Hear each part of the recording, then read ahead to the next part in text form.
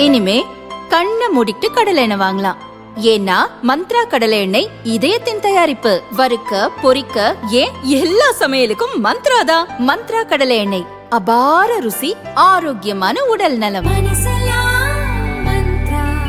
அதிமுக பாரதிய ஜனதா கூட்டணியில் அமமுகவுக்கு எத்தனை சீட், தொகுதி பங்கீடு முடிந்துவிட்டதா என்ற கேள்விக்கு பாரதிய ஜனதாவுடன் தான் தொகுதி பங்கீடு குறித்து பேசுவோம் என டிடிவி தினகரன் பதிலளித்தார்.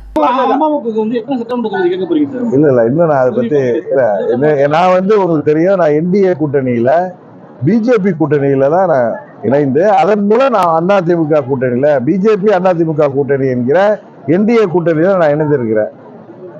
எனது அம்மா மக்கள் முன்னேற்ற கழகத்திற்கான தொகுதி உடன்படிக்கை என்பது பிஜேபி மூலம்தான் நடைபெறும். இன்னும் அதற்கான பேச்சுவார்த்தைகள் ஆரம்பிக்கவில்லை. ஆரம்பித்த பிறகு நான் சொல்கிறேன்.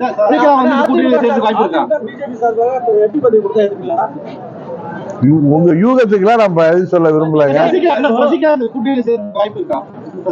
நான் விடிய விடிய கதை சொன்னாலும் சீதைக்கு நாம சித்தப்பாங்கிற மாதிரி நீங்க பேசிட்டு இருக்கீங்க. இப்ப அதிமுக அமமுக என்கிற இரண்டு கட்சிகளும் ஓரணியில் இணைந்திருக்கிறோம். அம்மாவின் தொண்டர்கள் கிட்டத்தட்ட 99.9% ஓரணியில் திரண்டு விட்டோம். தமிழ்நாடு முழுவதும் எங்களுக்குள் இருந்த கருத்து வேறுபாடுகள் எல்லாம் தள்ளி வைத்து விட்டு அனைத்து நிலைகளும் ஒன்றிணைந்திருக்கிறோம். இன்றைக்கு கூட பாரியவர்கள் இல்ல திருமணத்துல அதிமுக சேர்ந்த நிர்வாகிகள் வந்தார்கள், என்னை விட சந்தித்தார்கள். இது போல தமிழ்நாடு முழுவதும் நாங்கள் எல்லாம் பழைய ஒன்றாக இருந்தவர்கள், அண்ணன் தம்பிகளாக வாழ்ந்தவர்கள் இருந்தவர்கள், பிரிந்து கிடந்தா இப்ப ஒன்றிணைந்திருக்கிறோம். 99.9% ஓரணியில் திரண்டு விட்டோம். உறுதியாக திமுக வீழ்த்துவதற்கு தேசிய ஜனநாயக கூட்டணியில நாங்கள் செயல்படுவோம். யாரோ ஒரு சிலர் இந்த கூட்டணியில் சேராமல் இருப்பவர்கள், அதற்கான காரணங்கள் உங்களுக்கு தெரியும். அவர்கள் இந்த தங்கள் ஆதரவை என்டிஏ கூட்டணிக்கு மீண்டும் தமிழ்நாட்டில் அம்மாவின் ஆட்சி வருவதற்கும் திமுக ஆட்சியை வீழ்த்துவதற்கும் அவர்கள் உண்மையான அம்மாவின் பக்தர்களாக இருந்தால், அம்மாவின் ஆட்சி அமைய வேண்டும் என்று சொல்பவர்களாக இருந்தால், அம்மாவின் தொண்டர்கள் எல்லாம் ஓரணியில் இணைக்க வேண்டும் என்று சொல்பவராக இருந்தால், அவர்கள் யாராக இருந்தாலும் எங்கள் கூட்டணிக்கு ஆதரவளிக்க வேண்டும் என்பதுதான் எனது நிலைப்பாடு. திமுகவுக்கு சாதகமான நிலைப்பாட்டை எடுத்துள்ள ஓ பன்னீர்செல்வத்தை கடுமையாக தாக்கினார் டிடிவி தினகரன். ஓபிஎஸ் யாராவது கூட்டணியில சேர்த்துப்பாங்களான்னு சொல்லி இன்னைக்கு சென்னையில பேட்டி கொடுக்கிறேன். அண்ணன் ஓபிஎஸ் அவர்கள் அவர் அரசியல்ல தொடரணும், அதற்காக அவர் எந்த ஒரு நிலைப்பாட்டை எடுப்பதோ அது அவருடைய தனிப்பட்ட விருப்பம், அவரது உரிமை. அதை பற்றி எல்லாம் நான் ஒன்றும் சொல்ல விரும்பவில்லை. ஆனால் நேற்றுக்கு முதல் நாள் சட்டமன்றத்தில் அவருடைய ஆசியோட தம்பி ஐயப்பன் அவர்களை பேச வைத்தது, புரட்சி தலைவர் அவர்களை, அம்மா அவர்களை தெய்வமாக போற்றுகின்ற கோடிக்கணக்கான தொண்டர்கள் மனதை காயப்படுத்தியிருக்கிறது. புரட்சி தலைவர் திமுக என்கிற தீய சக்தியை எதிர்த்துதான் கட்சி நடத்தினார், கட்சியை ஆரம்பித்தார், அனைத்து இந்திய அண்ணா திராவிட முன்னேற்ற கழகத்தை. 15 ஆண்டுகள் அவர் உயிரோடு இருந்த வரை திமுக ஆட்சி பொறுப்புக்கு வரவிடாமல் தடுத்து வைத்திருந்தவர் புரட்சி தலைவர் எம்ஜிஆர். அவரது அரசியல் வாரிசு அம்மா அவர்கள் அவரது மறைவிற்கு பிறகு பிரிந்து கிடந்த காரணத்தினால் 2 ஆண்டுகள் திமுக ஆட்சி பொறுப்புக்கு வர முடிந்தது என்பது எல்லோருக்கும் தெரியும். மீண்டும் 91 அம்மா அவர்கள்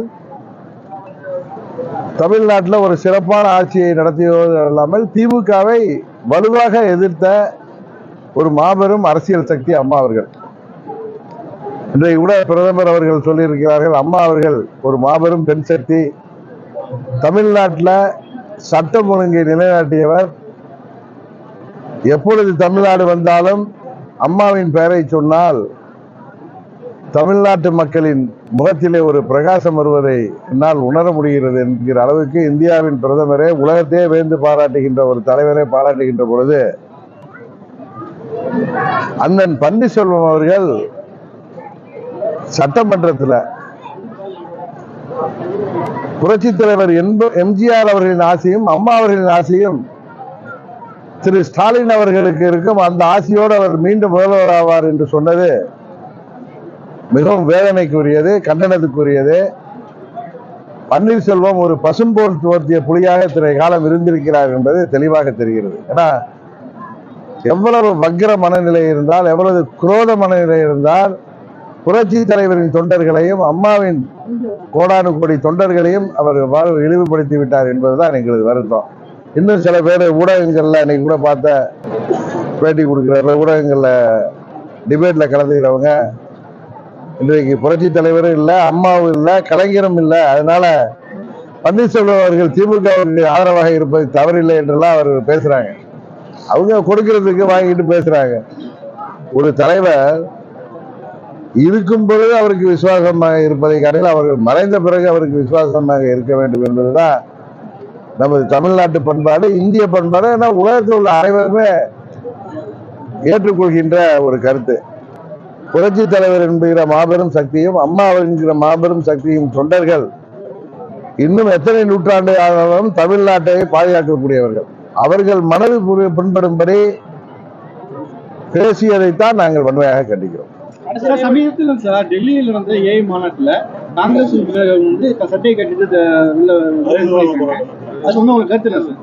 நான் நேற்று கூட ட்விட்டர்ல கடுமையான கண்டனத்தை தெரிவித்திருந்தேன். உலக நாடுகளே வியக்கின்ற அளவிற்கு இன்றைக்கு இந்தியாவை வளர்ந்த நாடாக, வல்லரசு நாடாக ஆக்க வேண்டும் என்கிற முயற்சியிலே மாண்புமிகு பிரதமர் அவர்கள் கடுமையாக உழைத்து வருவது எல்லோருக்கும் தெரியும்.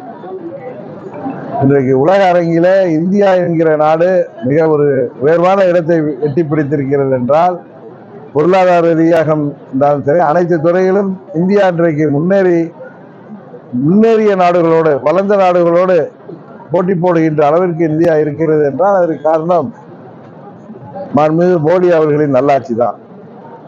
அவர் நடத்துகின்ற அந்த ஏஐ மாநாடு, அந்த சம்மிட், அத ஐநா சபையை சேர்ந்த பிரதிநிதிகள், உலக போற்றுகின்ற பிற முக்கிய தலைவர்கள் எல்லாம் கலந்து கொள்கிறதுல நிகழ்ச்சியில காங்கிரஸ் கட்சி எவ்வளவு கீழ்த்தரமான நடவடிக்கையில் ஈடுபட்டிருக்கிறார். அரை நிர்வாணமாக அங்கே வந்து குரல் எழுப்புவது மூலம் அவர்களுடைய தரம் என்ன என்பது தெரிஞ்சிருக்கிறது. உங்களுக்கு மாற்று கருத்து இருக்கலாம், உங்கள் எதிர்ப்பை தெரிவிக்கலாம், அதற்கு எத்தனையோ வழிகள் இருக்கு. அதை விட்டு இன்றைக்கு காங்கிரஸ் கட்சி கழுவை தேய்ந்து கட்டைரும்பாக மாறிக்கொண்டிருப்பதற்கு காரணம் அவர்களின் இந்த இழிவான செயல்பாடு தான். நான் ஏற்கனவே 2021 முன்பு மாண்புமிகு பிரதமர் அவர்கள் தமிழ்நாட்டில் மகாபலிபுரத்தில் டிஃபென்ஸ் காரிடார் நிகழ்ச்சிக்கு வந்த பொழுது, இன்றைய முதல்வர் அன்றைக்கு கருப்பு கொடி காட்டுற பொழுது அன்றைக்கு இதே கருத்தை தான் சொன்னேன். நமது பிரதமர் நமக்கு வேண்டுமானால், உங்களுக்கு வேண்டுமானால், நமக்கு வேண்டுமானால் அவரோட கருத்து வேறுபாடு இருக்கலாம்.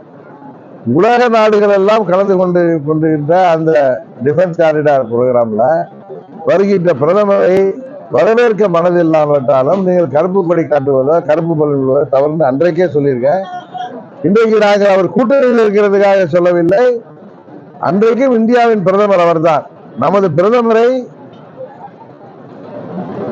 இந்திய மக்களால் தேர்ந்தெடுக்கப்பட்டிருக்கின்ற பிரதமரை உங்களுக்கு பாராட்ட மனமில்லை என்றாலும் இப்படி கேவலமாக உங்களது புத்தியை காட்டுவது கேவலமாக இருக்கிறது என்றுதான் நான் கண்டனத்தை சொன்னேன்.